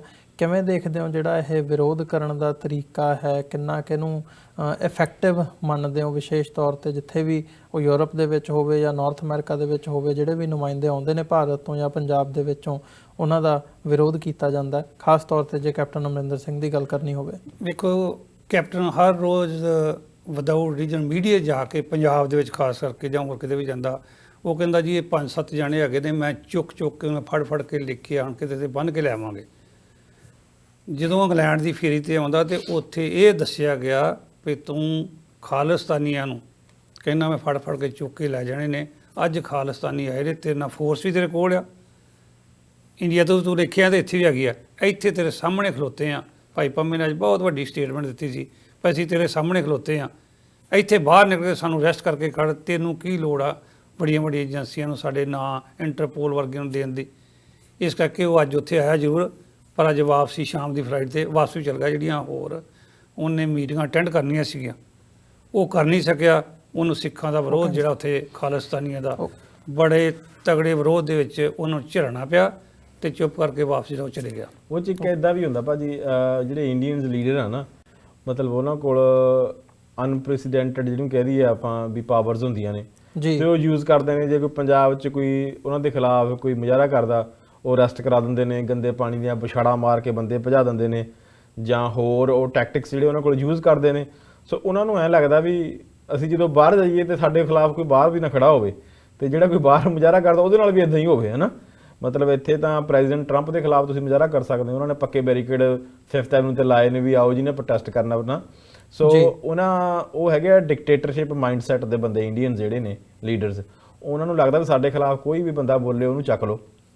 ਪਰ ਜਿਹੜੇ ਮੁਲਕਾਂ 'ਚ ਉਹ ਆਏ ਨੇ, ਉਹ ਡੈਮੋਕ੍ਰੇਸੀ ਉਹਨਾਂ ਮੁਲਕਾਂ 'ਚ ਹੈਗੀ ਆ, ਨਾਮ ਦੀ ਨਹੀਂ ਹੈਗੀ, ਐਕਚੁਅਲ ਡੈਮੋਕ੍ਰੇਸੀ ਹੈ ਜਿੱਥੇ ਮੁਲਕ ਨੂੰ ਲਾ ਰਨ ਕਰਦਾ, ਨਾ ਕਿ ਬੰਦਾ ਰਨ ਕਰਦਾ, ਹੈ ਨਾ। ਸੋ ਉਸ ਕਰਕੇ ਉਹਨਾਂ ਨੂੰ ਜੇ ਕੋਈ ਬਾਹਰ ਸਿੰਘ ਉਹਨਾਂ ਖਿਲਾਫ ਮੁਜ਼ਾਹਰਾ ਕਰਦੇ ਨੇ ਤਾਂ ਉਹਨਾਂ ਦੀ ਜਿਹੜੀ ਆਤਮਾ ਨੂੰ ਬੜੀ ਠੇਸ ਪਹੁੰਚਦੀ ਹੈ ਵੀ ਸਾਡੇ ਖਿਲਾਫ ਕਿਉਂ ਕਰਦੇ ਨੇ। ਸੋ ਉਹ ਐਕਸਪੈਕਟ ਕਰਦੇ ਨੇ ਦੂਜੀਆਂ ਗੌਰਮੈਂਟਾਂ ਨੂੰ ਵੀ ਇਹਨਾਂ ਨੂੰ ਅਰੈਸਟ ਕਰ ਲਓ, ਹੈ ਨਾ। ਪਰ ਇੱਦਾਂ ਨਹੀਂ ਨਾ ਹੁੰਦਾ ਵੀ ਉਹ ਇੰਡੀਆ ਨਹੀਂ, ਉਹ ਕੈਨੇਡਾ, UK, ਅਮਰੀਕਾ ਆ ਜੀ। ਇੱਥੇ ਜੋ ਕ੍ਰਾਈਮ ਕੋਈ ਕਰੇਗਾ ਤਾਂ ਹੀ ਅਰੈਸਟ ਹੋ ਸਕਦਾ, ਉੱਦਾਂ ਥੋੜ੍ਹਾ ਕੋਈ ਹੋਏਗਾ। ਜੀ, ਜੇ ਇੱਥੇ ਬਿਲਕੁਲ। ਸਿੱਖਾਂ ਨੇ ਕੋਈ ਕ੍ਰਾਈਮ ਨਹੀਂ ਕੀਤਾ ਤਾਂ ਹੀ ਆਪਾਂ ਇੱਥੋਂ ਤੱਕ ਆਪਣੀ ਆਵਾਜ਼ ਜਿਹੜੀ ਆ ਜੈਨੂਇਨ ਤਰੀਕੇ ਦੇ ਨਾਲ, ਡੈਮੋਕ੍ਰੇਸੀ ਦੇ ਤਰੀਕੇ ਦੇ ਨਾਲ ਸਿੱਖ ਕੌਮ ਜਿਹੜੀ ਆਪਣੀ ਆਵਾਜ਼ ਜਿਹੜੀ ਆ ਆਪ ਉਹ ਤਾਂ ਕ੍ਰਿਮੀਨਲ ਨੇ, ਬੋਲਦੀ। ਕੈਪਟਨ ਅਮਰਿੰਦਰ ਨੇ ਟਵੀਟ ਮਾਰ ਕੇ ਗੱਲ ਕਹੀ ਸੀ ਵੀ ਮੈਂ ਮੇਰੇ ਖਿਆਲ 50-60 ਮੁੰਡਿਆਂ ਦੇ ਉਹਨੇ ਨਾਂ ਲਿਖੇ ਸੀਗੇ ਜੀ। ਉਹਨਾਂ ਦੀ ਮੈਂ ਉਹਨਾਂ ਨੂੰ ਲੈ ਕੇ ਦਿੱਲੀ ਪੇਸ਼ ਹੋਇਆ ਜਿਹੜੇ ਸਿੰਘ ਸੀਗੇ ਜਾਂ ਤੇ ਮੁੜ ਕੇ ਉਹਨੇ ਕਿਹਾ ਜੀ ਉਹ ਸਾਰੇ ਮਾਰ ਦਿੱਤੇ ਗਏ, ਕਿਸੇ ਦਾ ਨਾਂ ਨਹੀਂ ਪਤਾ ਲੱਗਿਆ। ਮਤਲਬ ਇਹ ਜੈਨੋਸਾਈਡਲ ਵਾਇਲੈਂਸ ਆ, ਇਹ ਕ੍ਰਾਈਮ ਆ ਲੋਕਾਂ ਦੇ। ਮਤਲਬ ਉਹਨਾਂ ਦੇ ਮੁਲਕਾਂ 'ਚ ਤਾਂ ਕੋਈ ਵੀ ਨਹੀਂ ਪੁੱਛਦਾ, ਨਾ ਕੋਰਟ ਪੁੱਛੇ, ਨਾ ਜੁਡੀਸ਼ਰੀ ਪੁੱਛੇ, ਨਾ ਉਹਨਾਂ ਨੂੰ ਪੁਲਿਸ ਪੁੱਛੇ ਵੀ ਉਹ 50 ਬੰਦੇ ਗਏ ਕਿੱਥੇ ਆ। ਸੋ ਉਹ ਉਸੇ ਮਾਈਂਡ ਸੈਟ ਲੈ ਕੇ ਬਾਹਰ ਆਉਂਦੇ ਨੇ ਤੇ ਉਹਨਾਂ ਨੂੰ ਲੱਗਦਾ ਵੀ ਇਦਾਂ ਹੀ ਬਾਹਰ ਹੋਵੇ, ਹੈ ਨਾ, ਪਰ ਇਦਾਂ ਹੁੰਦਾ ਨਹੀਂ ਜੀ। ਜਿਹੜੀ ਐਪ ਨੂੰ ਬੰਦ ਕਰਨ ਦੀ ਲਾਈਨ ਪੰਜਾਬ ਦੇ ਵਿੱਚੋਂ ਦੇਖਣ ਨੂੰ ਮਿਲੀ ਇੰਡੀਆ ਦੇ ਵਿੱਚ, ਜੇ ਇਸ ਨੂੰ ਹੁਣ ਤੁਸੀਂ 26 ਜਨਵਰੀ ਦਾ ਜ਼ਿਕਰ ਕੀਤਾ ਵੀ ਅਸੀਂ ਜਿਹੜੀ ਕੈਂਪੇਨ ਹੈ ਉਹ ਇੰਡੀਆ ਦੇ ਵਿੱਚ ਜਾਂ ਪੰਜਾਬ ਦੇ ਵਿੱਚ ਲਾਂਚ ਕਰਨੀ ਹੈ, ਜੇ ਐਪ ਹੀ ਨਹੀਂ ਉੱਥੇ ਚੱਲਣ ਦਿੱਤੀ ਤਾਂ ਇਸ ਕੈਂਪੇਨ ਨੂੰ ਪੰਜਾਬ ਦੇ ਵਿੱਚ ਕਿਵੇਂ ਤੁਸੀਂ ਅੱਗੇ ਪ੍ਰਫੁੱਲਤ ਕਰਨ ਦੀ ਸੋਚਦੇ ਹੋ? ਜੀ ਆਪਾਂ ਬੜੀ ਛੇਤੀ ਜਿਹੜਾ ਹੋਰ ਤਰੀਕਾ ਜਿਹੜਾ ਅਡਾਪਟ ਕੀਤਾ ਵਾ, ਉਹ ਅਸੀਂ 26 ਜਨਵਰੀ ਨੂੰ ਜਿਹੜਾ ਵਾ ਉਹ ਦੱਸਾਂਗੇ ਵਰਲਡ ਵਾਈਡ ਵੀ ਕਿਹੜੇ ਤਰੀਕੇ ਦੇ ਨਾਲ ਉਹ ਚ ਭਾਜੀ ਆਪਾਂ ਕਰ ਸਕਦੇ ਉਹ ਚ ਇਦਾਂ ਵੀ ਹੈਗਾ ਵੀ ਉਹ ਪਹਿਲਾਂ ਕਿਹੜਾ ਕੁਝ ਚੱਲਣ ਦਿੰਦੇ ਨੇ, ਜੇ ਹੁਣ ਤੱਕ ਕਿਹੜਾ ਉਹਨਾਂ ਨੇ ਕੋਈ ਚੀਜ਼ ਚੱਲਣ ਦਿੱਤੀ ਆ। ਇਹਦਾ ਮਤਲਬ ਇਹ ਤਾਂ ਨਹੀਂ ਵੀ ਕੰਪੇਨ ਉਹ ਰੁਕ ਗਈ ਆ। ਕੰਪੇਨ ਤਾਂ ਸਗੋਂ ਘਰ ਘਰ ਵੜ ਚੁੱਕੀ ਆ ਜੀ, ਹਰ ਇੱਕ ਸਿੱਖ ਦੇ ਜ਼ਿਹਨ ਚ ਵੜ ਚੁੱਕੀ ਆ ਤੇ ਲੋਕਾਂ ਨੇ ਆਪਣਾ ਮਾਈਂਡ ਬਣਾ ਵੀ ਲਿਆ। ਜਿਨ੍ਹਾਂ ਨੇ ਹਾਂ ਚ ਪਾਣੀ ਉਹਨੇ ਹਾਂ ਚ ਪਾ ਲੈਣੀ ਆ, ਜਿਹਨੇ ਨਾ ਚ ਪਾਣੀ ਉਹਨੇ ਨਾ ਚ ਪਾ ਲੈਣੀ ਆ। ਮਤਲਬ ਉਹਨਾਂ ਦੇ ਬੰਦ ਕਰਿਆ ਇੰਟਰਨੈਟ ਦੀ ਕੋਈ ਐਪ ਬੰਦ ਕਰਿਆ, ਕੰਪੇਨ ਤਾਂ ਬੰਦ ਨਹੀਂ ਹੋਣ ਲੱਗੀ, ਨਾ ਸਲੋ ਹੋਣ ਲੱਗੀ, ਸਗੋਂ ਹੋਰ ਜਿੰਨੀ ਉਹ ਰੋਕਣਗੇ ਉਨੀ ਉਹ ਸਪੀਡ ਦੇ ਉੱਤੇ ਜਿਹੜੀ ਆ ਕੰਪੇਨ ਅਗਾਂਹ ਨੂੰ ਵਧੂਗੀ। ਤੇ ਆਉਣ ਵਾਲੇ ਸਮੇਂ ਦੇ ਵਿੱਚ ਕੀ ਐਕਸਪੈਕਟੇਸ਼ਨਸ ਹੈਗੀਆਂ ਨੇ ਤੁਹਾਡੀਆਂ? ਇੱਥੇ ਬਾਹਰ ਵੀ ਤੁਸੀਂ ਕੈਂਪੇਨ ਨੂੰ ਮਤਲਬ ਇਹੀ ਤਰੀਕਾ ਜਿਹੜਾ ਹੁਣ ਤੁਸੀਂ ਲੈ ਕੇ ਗੁਰਦੁਆਰਾ ਸਾਹਿਬਾਨਾਂ 'ਚ ਜਾ ਕੇ ਜਾਂ ਜਿਹੜੀ ਕੈਂਪੇਨ ਲੀਡ ਕਰ ਰਹੇ ਹੋ ਇਸੇ ਤਰੀਕੇ ਦੇ ਨਾਲ ਚੱਲਣਾ, ਜਾਂ ਕੋਈ ਨਵਾਂ ਜਿਹੜਾ ਪੈਂਤੜਾ ਹੈਗਾ ਜਾਂ ਤਰੀਕਾ ਹੈਗਾ ਉਹਨੂੰ ਅੱਗੇ ਤੋਰਨਾ? ਅਸੀਂ ਕੈਲੰਡਰ ਬਣਾ ਲਏ ਨੇ ਤੇ ਅਸੀਂ ਥਾਂ ਥਾਂ ਤੇ ਅਗਲੇ ਦਿਨਾਂ ਦੇ ਵਿੱਚ ਸਾਰੀ ਸਮੁੱਚੀ ਟੀਮ, ਜਿੱਦਾਂ ਨਿਊ ਜਰਸੀ ਕੱਢਣਾ ਹੋਵੇ ਤੇ ਸਾਰੇ ਗੁਰਦੁਆਰਿਆਂ ਦੇ ਵਿੱਚ ਇੱਕ ਹੀ ਦਿਨ ਹੀ ਸਾਰਾ ਪ੍ਰੋਗਰਾਮ ਕਰਿਆ ਕਰਾਂਗੇ। ਇੱਦਾਂ ਹੀ ਕੈਨੇਡਾ 'ਚ ਕਰਾਂਗੇ, ਇੱਦਾਂ ਨਿਊਯਾਰਕ 'ਚ ਕਰਾਂਗੇ, ਇੱਦਾਂ ਕੈਲੀਫੋਰਨੀਆ 'ਚ, ਫਿਰ ਯੂਰਪ, ਸਾਰਾ ਜਿਹੜਾ ਇੱਦਾਂ ਹੀ ਸਾਰਾ ਸਿਸਟਮ ਜਿਹੜਾ ਉਹ ਇਸੇ ਤਰ੍ਹਾਂ ਹੀ ਕੱਢਿਆ ਜਾਊਗਾ। ਕਿਉਂਕਿ ਇੱਕ ਆਪਣੇ ਕੋਲ ਸੋਰਸਿਸ ਇਹੋ ਹੀ ਨੇ ਕਿ ਗੁਰਦੁਆਰਿਆਂ ਜਾ ਕੇ ਪਹਿਲਾਂ ਲੋਕਾਂ ਨੂੰ ਦੱਸੋ ਜੀ, ਕਿਉਂਕਿ ਆਪਾਂ ਗੁਰਦੁਆਰਿਆਂ ਦੇ ਵਿੱਚ ਜਾ ਕੇ ਇੱਕ ਆਵਾਜ਼ ਜਿਹੜੀ ਆ ਬੁਲੰਦ ਕਰਦੇ ਆ, ਇੱਕ ਲੋਕਾਂ ਨੂੰ ਉੱਥੇ ਦੱਸਿਆ ਜਾ ਸਕਦਾ, ਕੋਈ ਕੁਐਸਚਨ ਕਰੇ ਤਾਂ ਉਹਨਾਂ ਨੂੰ ਪੁੱਛਿਆ ਜਾ ਸਕਦਾ ਬੜੇ ਵਧੀਆ ਤਰੀਕੇ ਦੇ ਨਾਲ, ਜੈਨੂਇਨ ਤਰੀਕਾ ਜਿਹੜਾ। ਬਾਕੀ ਜਿਹੜਾ ਆਨਲਾਈਨ ਜਿਹੜੀ ਆ ਉਹ ਤਾਂ ਲੋਕ ਧੜਾ ਆਪਣੇ ਆਪ ਕਰੀ ਜਾਂਦੇ ਨੇ, ਜਿਹੜੇ ਬਹੁਤ ਜ਼ਿਆਦਾ ਪੜ੍ਹੇ ਲਿਖੇ ਜਾਂ ਜਿਹਨਾਂ ਨੂੰ ਨੌਲੇਜ ਹੈ ਇਹਦੇ ਬਾਰੇ। ਜੀ, ਕਈ ਵਾਰੀ ਗੁਰਦੁਆਰੇ ਦੇ ਸੰਗਤ ਆਉਂਦੀ ਆ, ਬਹੁਤਾ ਉਹਨਾਂ ਨੂੰ ਨਹੀਂ ਪਤਾ, ਉਹਨਾਂ ਨੂੰ ਦੱਸਿਆ ਜਾਂਦਾ, ਫਿਰ ਉਹਨਾਂ ਦੇ ਬੱਚੇ ਜਿਹੜੇ ਆ ਉਹਨਾਂ ਨੂੰ ਦੱਸਿਆ ਜਾਂਦਾ। ਉਹ ਫਿਰ ਇੱਕ ਜਿਹੜੀ ਈਮੇਲ ਆ ਉਹਦੇ ਤੇ ਤੁਸੀਂ 7 ਵੋਟਾਂ ਜਿਹੜੀਆਂ ਰਜਿਸਟਰ ਕਰ ਸਕਦੇ ਆਪਣੇ ਪਰਿਵਾਰ ਦੀਆਂ। ਜੇ ਮਾਂ ਪਿਓ ਸਾਡੇ ਬਜ਼ੁਰਗ ਜਿਹੜੇ ਨੇ ਉਹਨਾਂ ਦੇ ਕੋਲ ਆਪਣੀ ਈਮੇਲ ਨਹੀਂ ਹੈਗੀ ਤੇ ਉਹਦੇ ਬੇਟੇ ਦੀ ਗਾੜੀ ਹੈਗੀ ਆ, ਉਹ 7 ਵੋਟਾਂ ਜਿਹੜੀਆਂ ਵਾ ਪਰਿਵਾਰ ਦੀਆਂ ਕਰ ਸਕਦੇ ਆ, ਉਹ ਇੱਕੋ ਈਮੇਲ ਤੇ ਜਿਹੜਾ ਵਾ ਉਹ ਰਜਿਸਟਰ ਕਰਾ ਸਕਦਾ। ਬੜਾ ਈਜ਼ੀ ਤਰੀਕਾ ਵਾ ਇਹ, ਤੇ ਗਾੜੀ ਟਾਈਮ ਪਰ ਟਾਈਮ ਜਿੱਦਾਂ ਆਪਾਂ ਕੰਪੇਨ ਕਰ ਰਹੇ ਇਸੇ ਤਰ੍ਹਾਂ ਕਰਾਂਗੇ ਜੀ। ਉਹਦੇ ਨਾਲ ਯੂਨੀਵਰਸਿਟੀ 'ਚ ਵੀ ਪ੍ਰੋਗਰਾਮ ਬਣਿਆ ਜਾਣ ਦਾ। ਰੀਸੈਂਟਲੀ ਸ਼ਹੀਦ ਕਰਤਾਰ ਸਿੰਘ ਸਰਾਭੇ ਦੀ ਯੂਨੀਵਰਸਿਟੀ UC ਬਰਕਲੇ ਜੀ, ਸਿੰਘਾਂ ਨੇ ਉੱਥੇ ਆਪਣਾ ਰਜਿਸਟ੍ਰੇਸ਼ਨ ਕੈਂਪ ਲਾਇਆ। ਉੱਥੇ ਜਿੰਨੇ ਆਪਣੇ ਪੜ੍ਹਨ ਵਾਲੇ ਸਟੂਡੈਂਟ ਸੀਗੇ ਉਹਨਾਂ ਨੇ ਉੱਥੇ ਰਜਿਸਟ੍ਰੇਸ਼ਨ ਕੀਤੀ ਤੇ ਉਹਦੇ ਨਾਲ ਜਿੱਥੇ ਅਸੀਂ ਗੁਰਦੁਆਰਿਆਂ 'ਚ ਜਾਣਾ, ਉੱਥੇ ਨਾਲ ਜਿਹੜੀਆਂ ਅਮਰੀਕਨ ਯੂਨੀਵਰਸਿਟੀ ਜਿੱਥੇ ਸਾਡੇ ਸਿੱਖ ਬੱਚੇ ਪੜ੍ਹਦੇ ਨੇ, ਆਪਾਂ ਉਹਨਾਂ ਨੂੰ ਵੀ ਕਵਰ ਕਰਨ ਦੀ ਕੋਸ਼ਿਸ਼ ਜਿਹੜੀ ਆ ਉਹ ਨਾਲ ਜਾਰੀ ਆ। ਬਾਕੀ ਬਾਬੇ ਨਾਨਕ ਨੇ ਵੀ ਘਰ ਘਰ ਜਾ ਕੇ ਜਿਹੜਾ ਉਹ ਤੁਰ ਕੇ ਜਿਹੜਾ ਉਹਨੇ ਲੋਕਾਂ ਨੂੰ ਧਰਮ ਦਾ ਉਪਦੇਸ਼ ਦਿੱਤਾ, ਸਹੀ ਰਸਤੇ ਪਾਇਆ। ਸੋ ਆਪਾਂ ਨੂੰ ਵੀ ਜਿਹੜਾ ਆ ਕੱਲੇ ਦੇਸ਼ ਵਿੱਚ ਜਾ ਕੇ ਗੁਰਦੁਆਰਿਆਂ ਸਾਹਿਬ ਜਾ ਕੇ ਜਿਹੜਾ ਉਹ ਪ੍ਰਚਾਰ ਕਰਨਾ ਪੈਣਾ ਆਜ਼ਾਦੀ ਦਾ, ਵੀ ਜੇ ਕੌਮ ਨੂੰ ਦੱਸਣਾ ਪੈਣਾ ਵੀ ਤੁਸੀਂ ਸਾਨੂੰ ਵੋਟ ਕਿਉਂ ਦਿਓ ਜੀ, ਵੀ ਇਹਦੇ ਬੈਨੀਫਿਟ ਕੀ ਹੋਣਗੇ। ਜੇ ਕੌਮ ਕੋਲ ਰਾਜ ਹੋਊਗਾ ਤਾਂ ਕੀ ਬੈਨੀਫਿਟ ਹੈ, ਜੇ ਕੌਮ ਕੋਲ ਰਾਜ ਨਹੀਂ ਤਾਂ ਕੀ ਬੈਨੀਫਿਟ ਨਹੀਂ। ਜਿੱਦਾਂ ਰੀਸੈਂਟਲੀ ਮੇਰੀ ਗੱਲਬਾਤ ਚੱਲਦੀ ਸੀ ਇੱਕ ਸਿੰਘ ਨਾਲ, ਉਹ ਕਹਿੰਦਾ ਵੀ ਜੇ ਖਾਲਿਸਤਾਨ ਬਣ ਗਿਆ, ਉਹ ਇੱਕ ਉਹੀ ਸਵਾਲ ਜਿਹੜਾ ਫੇਰ ਘੁੰਮ ਕੇ ਆਉਂਦਾ ਜਿਹਨਾਂ ਨੂੰ ਨਹੀਂ ਪਤਾ ਹੁੰਦਾ ਵੀ ਬਾਕੀ ਗੁਰਦੁਆਰਿਆਂ ਦੇ ਦਰਸ਼ਨ ਕਿੱਦਾਂ ਹੋਣਗੇ ਨਾ ਜੀ। ਮੈਂ ਉਹਨੂੰ ਗੱਲ ਕਹੀ ਵੀ ਪਹਿਲਾਂ ਤਾਂ ਇਹ ਦੇਖੀਏ ਵੀ ਗੁਰਦੁਆਰੇ ਬਣੇ ਕਦੋਂ ਸੀ, ਉਹ ਜਿਨ੍ਹਾਂ ਦੇ ਦਰਸ਼ਨਾਂ ਦੀ ਆਪਾਂ ਗੱਲ ਕਰਦੇ ਹਾਂ, ਗੁਰਦੁਆਰੇ ਬਣੇ ਕਦੋਂ ਸੀ? ਜਦੋਂ ਰਾਜ ਆਇਆ ਸੀ, ਜਦੋਂ ਮਿਸਲਾਂ ਨੇ ਰਾਜ ਕੀਤਾ ਜਾਂ ਰਣਜੀਤ ਸਿੰਘ ਦਾ ਰਾਜ ਆਇਆ ਤਾਂ ਉਹ ਗੁਰਦੁਆਰੇ ਬਣੇ। ਤੇ ਜਦੋਂ ਪੋਲੀਟੀਕਲ ਪਾਵਰ ਚਲੀ ਗਈ, ਰਾਜ ਚਲੇ ਗਿਆ, ਤੇ ਉਸ ਤੋਂ ਬਾਅਦ ਉਹਨਾਂ ਗੁਰਦੁਆਰਿਆਂ ਚੋਂ ਮਸੰਦਾਂ ਦਾ ਕਬਜ਼ਾ ਛਡਾਉਣ ਵਾਸਤੇ ਗੋਰਿਆਂ ਦੇ ਖਿਲਾਫ ਮੋਰਚੇ ਲੱਗੇ। ਤੇ ਉਸ ਤੋਂ ਬਾਅਦ ਜਦੋਂ ਇੰਡੀਅਨਸ ਨੇ ਰਾਜ ਕੀਤਾ ਤਾਂ ਉਹਨਾਂ ਤੋਂ ਬਾਅਦ ਜਿਹੜੀ ਆ 55 ਦਰਬਾਰ ਸਾਹਿਬ ਤੇ ਹਮਲਾ, 84 ਦਾ ਹਮਲਾ, ਜਦੋਂ ਤਾਂ ਰਾਜ ਸੀ ਉਦੋਂ ਉਹ ਗੁਰਦੁਆਰੇ ਬਣੇ, ਜਦੋਂ ਰਾਜ ਗਿਆ ਹੁਣ ਤੱਕ ਪਿਛਲੇ 150 ਸਾਲ ਦਾ ਜੀ ਉਹਨਾਂ ਦੇ ਪ੍ਰਬੰਧ ਵਾਸਤੇ, ਚੰਗੇ ਪ੍ਰਬੰਧ ਵਾਸਤੇ ਸ਼ਹੀਦੀਆਂ ਹੋ ਰਹੀਆਂ ਨੇ। ਪਰ ਜਦੋਂ ਮਤਲਬ ਤੁਹਾਡੇ ਕੋਲ ਪੋਲੀਟੀਕਲ ਪਾਵਰ ਆਈ ਤਾਂ ਤੁਸੀਂ ਉਹਨੂੰ ਬੈਟਰ ਮੈਨੇਜ ਕਰ ਸਕਦੇ ਹੋ। ਜੀ ਜੀ ਜੀ ਪੰਨੂ ਸਾਹਿਬ, ਇਸ ਗੱਲ ਨੂੰ ਜਿਵੇਂ ਹੁਣ ਪਿਛਲੇ ਸਮੇਂ ਦੇ ਵਿੱਚ ਦੇਖਿਆ ਵੀ ਕਸ਼ਮੀਰ ਟੂ ਖਾਲਿਸਤਾਨ ਜਿਹੜੀਆਂ ਰੈਲੀਆਂ ਨੇ ਉਹ ਕੱਢੀਆਂ ਗਈਆਂ ਨੇ ਤੇ ਤੁਸੀਂ ਉਸ 6 ਫॉर ਜਸਟਿਸ ਦੀ ਕੈਂਪੇਨ ਨੇ ਉਸ ਪਾਰਟ ਨੂੰ ਲੀਡ ਕੀਤਾ। ਕੀ ਆਉਣ ਵਾਲੇ ਸਮੇਂ ਦੇ ਵਿੱਚ ਐਕਸਪੈਕਟ ਕਰੀਏ ਤੁਹਾਡੇ ਵੱਲੋਂ ਇਸ ਕੈਂਪੇਨ ਤੋਂ? ਤੁਸੀਂ ਲੀਡ ਕਰ ਰਹੇ ਹੋ ਵੀ ਖਾਲਿਸਤਾਨ ਦਾ ਜਿਹੜਾ ਇਸ਼ੂ ਹੈ ਉਹਦਾ, ਕਸ਼ਮੀਰ ਦਾ ਜਿਹੜਾ ਕੇਸ ਹੈ, ਇਹਨਾਂ ਦੀ ਜਿਹੜੀ ਆਪਸ ਦੇ ਵਿੱਚ ਸਾਂਝ ਦੀ ਜਿਹੜੀ ਇੱਕ ਲਾਈਨ ਦੇਖਣ ਨੂੰ ਮਿਲੀ ਹੈ, ਉਹਨੂੰ ਕਿਵੇਂ ਪ੍ਰੋਜੈਕਟ ਕਰੋਗੇ? ਬਿਲਕੁਲ ਜੀ, ਵੇਖੋ ਕਸ਼ਮੀਰੀ ਸਾਡੇ ਨਾਲ ਭੈਣ ਭਰਾ ਬਹੁਤ ਜੁੜੇ ਨੇ ਇਸ ਵੇਲੇ, ਤੇ ਜਿਹੜਾ ਇਸੇ ਕਰਕੇ ਹੀ ਇਕੱਠਾ ਇੱਕ ਗਰੁੱਪ ਬਣਾਇਆ ਸੀਗਾ ਕਸ਼ਮੀਰ ਟੂ ਖਾਲਿਸਤਾਨ, ਉਹ ਅਸੀਂ ਉਹਦੇ ਉੱਤੇ ਬਹੁਤ ਬੜਾ ਡੂੰਘਾਈ ਦੇ ਵਿੱਚ ਜਿਹੜਾ ਕੰਮ ਕੀਤਾ ਜਾ ਰਿਹਾ। ਕਸ਼ਮੀਰੀਆਂ ਦੇ ਨਾਲ ਕਸ਼ਮੀਰੀਆਂ ਨੂੰ ਕਿਹਾ ਜਾ ਰਿਹਾ ਵੀ ਜੇ ਤੁਸੀਂ ਰੈਫਰੈਂਡਮ ਉਹਨਾਂ ਦਾ ਵੀ ਗਾੜੀ ਹੋਣਾ, ਉਹ ਉਹਦੇ ਉੱਤੇ ਵਰਕਆਊਟ ਜਿਹੜਾ ਵਾ ਉਹ ਬੜਾ ਡੂੰਘਾਈ ਦੇ ਵਿੱਚ ਜਿਹੜਾ ਇਸ ਵੇਲੇ, ਕਿਉਂਕਿ ਸਾਡੇ ਨਾਲ ਰੋਜ਼ ਗੱਲਬਾਤ ਦੇ ਨਾਲ ਅਟੈਚ ਨੇ, ਉਹ ਬੜਾ ਡੂੰਘਾਈ ਦੇ ਨਾਲ ਸਾਡੇ ਵਾਂਗੂ ਜਿੱਦਾਂ ਆਪਾਂ ਕਰਦੇ ਹਾਂ ਉੱਦਾਂ ਉਹ ਵੀ ਨਾਲ ਵਰਕਆਊਟ ਜਿਹੜਾ ਉਹ ਕਰ ਰਹੇ ਆ। ਤੇ ਜਿਹੜਾ ਰੈਫਰੈਂਡਮ ਜਦੋਂ ਆਪਣਾ ਹੋਣਾ ਨਾਲ ਅਸੀਂ ਕਸ਼ਮੀਰੀਆਂ ਨੂੰ ਕਰਾਂਗੇ, ਕਿਉਂਕਿ ਆਪਾਂ ਵਚਨਬੱਧ ਹਾਂ, ਤੇ ਜਦੋਂ ਵਚਨਬੱਧ ਤੁਸੀਂ ਹੁੰਦੇ ਜੇ ਫਿਰ ਤੁਸੀਂ ਨਾਲ ਕਰਦੇ ਜੇ। ਬਾਕੀ ਇਹਦੇ ਭਾਜੀ ਇੱਦਾਂ ਭਾਵੇਂ ਕਸ਼ਮੀਰੀ ਹੋਣ ਜਾਂ ਭਾਵੇਂ ਸਿੱਖ ਹੋਣ, ਤੇ ਆਜ਼ਾਦੀ ਤਾਂ ਤੁਹਾਨੂੰ ਆਪਣੇ ਉਹਦਾ ਦੇ ਬਲਬੂਤੇ ਤੇ ਮਿਲਦੀ ਆ। ਤੁਸੀਂ ਸਿਰਫ ਕਿਸੇ ਨੂੰ ਦੱਸ ਸਕਦੇ ਹੋ ਜੀ, ਜੇ ਕਸ਼ਮੀਰੀਆਂ ਨੂੰ ਕੰਸਲਟ ਕਰ ਸਕਦੇ ਹੋ ਤੁਸੀਂ ਵੀ ਤੁਸੀਂ ਕੀ ਕਰਨਾ ਉਹਨਾਂ ਨੇ ਆ, ਜੇ ਉਹ ਅੱਗੇ ਹੋ ਕੇ ਕੰਮ ਕਰਨਗੇ ਸੋ ਹੋ ਸਕਦਾ। ਸੋ ਜੇ ਆਪਾਂ ਆਪਣੀ ਕੰਪੇਨ ਜਿਹੜੀ ਆਪਾਂ ਉਹਦੀ ਲੈਂਦੇ ਜ਼ਿੰਮੇਵਾਰੀ ਵੀ ਨਵੰਬਰ 2020 'ਚ ਆਪਣਾ ਗੈਰ ਸਰਕਾਰੀ ਜਿਹੜਾ ਰੈਫਰੈਂਡਮ ਆ ਉਹ ਹੋ ਰਿਹਾ ਤੇ ਆਪਾਂ ਨੂੰ ਕਰਾਵਾਂਗੇ। ਜੇ ਕਸ਼ਮੀਰੀ ਜਿਹੜੇ ਨੇ ਉਹ ਚਾਹੁੰਦੇ ਨੇ, ਜੇ ਉਹ ਐਫਰਟ ਕਰ ਸਕਣ ਤੇ ਉਹ ਆਪਣਾ ਜ਼ਰੂਰ ਕਰਾਉਣ, ਉਹਨਾਂ ਦੀ ਜਿਹੜੀ ਮਦਦ ਹੋ ਸਕਦੀ ਉਹ ਜ਼ਰੂਰ ਕਰਾਂਗੇ। ਜੀ ਬਿਲਕੁਲ। ਜਿਹੜੇ ਦਰਸ਼ਕ ਸਾਡੇ ਨਾਲ ਇਸ ਵਕਤ ਜੁੜੇ ਹੋਏ ਆ, ਮੈਂ ਅੱਜ ਦੇ ਸ਼ੋਅ ਦੇ ਵਿੱਚ ਆਪ ਸਭ ਤੋਂ ਇੱਥੇ ਹੀ ਇਜਾਜ਼ਤ ਚਾਹੂੰਗਾ। ਉਮੀਦ ਹੈ ਕਿ ਜਿਹੜੀ ਅੱਜ ਦੀ ਇਹ ਗੱਲਬਾਤ ਸੀ, ਵਿਚਾਰ ਚਰਚਾ ਸੀ 2020 ਰੈਫਰੈਂਡਮ ਬਾਰੇ, ਜਿਹੜੀਆਂ ਰੀਸੈਂਟ ਡਿਵੈਲਪਮੈਂਟਸ ਚੱਲ ਰਹੀਆਂ ਨੇ ਇਹਦੇ ਤੇ 6 ਫॉर ਜਸਟਿਸ ਦੇ ਜਿਹੜੇ ਨੁਮਾਇੰਦੇ ਨੇ ਉਹਨਾਂ ਤੋਂ ਅਸੀਂ ਅੱਜ ਕੁਝ ਜਿਹੜੇ ਸਵਾਲ ਹੈਗੇ ਆ ਉਹ ਪੁੱਛੇ ਨੇ। ਉਮੀਦ ਕਰਦੇ ਹਾਂ ਤੁਹਾਨੂੰ ਇਹ ਵਿਚਾਰ ਚਰਚਾ ਜ਼ਰੂਰ ਪਸੰਦ ਆਈ ਹੋਵੇਗੀ। ਸੋ ਅੱਜ ਦੇ ਸ਼ੋਅ ਦੇ ਵਿੱਚ ਇੱਥੇ ਹੀ ਇਜਾਜ਼ਤ ਚਾਹਾਂਗੇ। ਦੁਬਾਰਾ ਫਿਰ ਕੱਲ ਨੂੰ ਕੁਝ ਨਵੀਂ ਚਰਚਾ ਜਿਹੜੀ ਲੈ ਕੇ ਤੁਹਾਡੀ ਕਚਹਿਰੀ ਦੇ ਵਿੱਚ ਹਾਜ਼ਰ ਹੋਵਾਂਗੇ। ਤੁਹਾਡਾ ਵੀ ਦੋਵਾਂ ਦਾ ਬਹੁਤ ਬਹੁਤ ਧੰਨਵਾਦ। ਫਤਿਹ ਦੀ ਸਾਂਝ ਪਾਈ ਅੰਤ ਦੇ ਵਿੱਚ। ਵਾਹਿਗੁਰੂ ਜੀ ਕਾ ਖਾਲਸਾ, ਵਾਹਿਗੁਰੂ ਜੀ ਕੀ ਫਤਿਹ।